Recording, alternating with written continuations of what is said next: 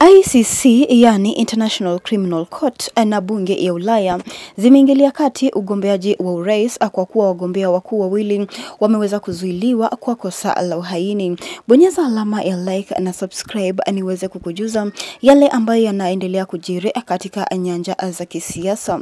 Mahakama ya kitaifa yani Hague imeweza kusema kuwa Tanzania ina rufani za kuheshimu sheria na haki za kibinadamu na changamoto kwa uhuru wa vyama vya upinzani, waandishi wa habari na pia wanaharakati na wale wanaolinda haki za kibinadamu ambao wameweza kudhulumiwa na chama cha CCM. ICC yani International Criminal Court imeweza kusema kuwa wanastahili pia na wako kupata haki, na hii imeweza kuchangia ICC yani koti ya kimataifa ama mahakama ya kimataifa kuingilia akati uchaguzi wa mwaka huu, uchaguzi mkuu ambayo imewadia, na kuwa mahakama ya The Hague imeweza kutoa wito dhidi ya viongozi walioshukiwa kwa ukiukaji wa haki za kibinadamu washikwe mara moja, kwa kuwa wale ambao naendeleza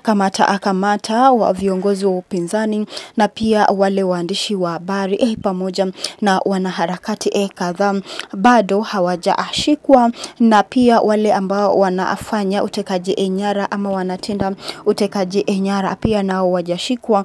Mahakama kuu ya Ulaya na pia mahakama kuu ya kimataifa imeweza kusema kuwa waweze kushikwa mara moja, na pia wale ambao wameshikwa bila kosa akiwemo kiongozi wa upinzani wa chama cha Chadema Tundu Lissu waweze kuachiliwa mara moja. Kumbuka ICC ina mamlaka ya kuchunguza ukiukaji wa haki za kibinadamu kwa kiwango cha kimataifa ikiwa vyombo vya ndani havijatekeleza ama havitekelezi kwa njia ya haki, kwa kuwa Tanzania inasemekana kuwa vyombo vya ndani nchini Tanzania havitekelezi kwa njia ya haki yale ambayo yanaendelea kujiri nchini, kama vile utekaji nyara, kuwashika ovyo ovyo viongozi wa upinzani na kuwaeka ndani kwa kosa ambalo haviko wazi na kukataliwa kwenye mahakama, na pia kutekwa nyara kwa hawa viongozi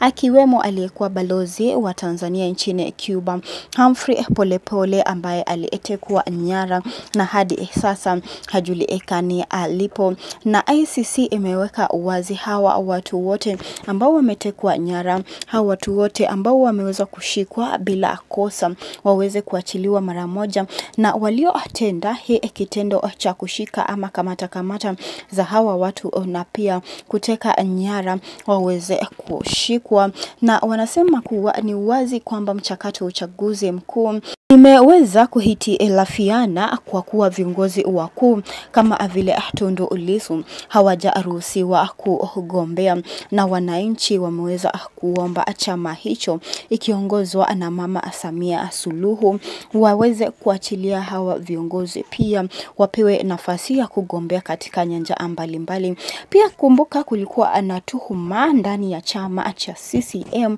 ambapo pia kulikuwa na viongozi kadha wa kadha ambao walikuwa wanataka kugombea kiti cha urais lakini hawakupewa nafasi, na Rais Samia Suluhu ndiye aliyepewa nafasi. Na pia viongozi hawa ndani ya chama cha CCM waweza kusema ICC na bunge ya Ulaya iweze kuingilia akati na pia waweze kupewa nafasi ya kugombea katika uchaguzi mkuu katika nyanja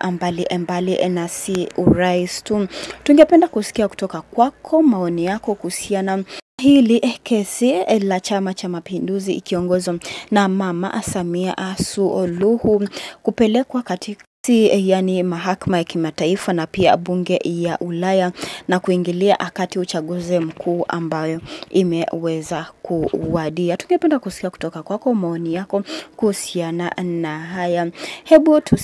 Sema wananchi, kama vile huyu ameweza kulaumu polisi kwa kutumiwa vibaya na Chama cha Mapinduzi kwa kuwashika hawa viongozi ovyo ovyo. Ameweza kusema police, Mungu takasa tumbo langu nisije kuzaa mtoto wangu aseme anaipenda hii kazi, maana ni laana kwa ukoo wote. Je, unakubaliana naye? Tueleze hapo chini maoni yako, tungependa kusikia kutoka kwako, na pia usisahau kubonyeza alama ya like na subscribe hapa chini.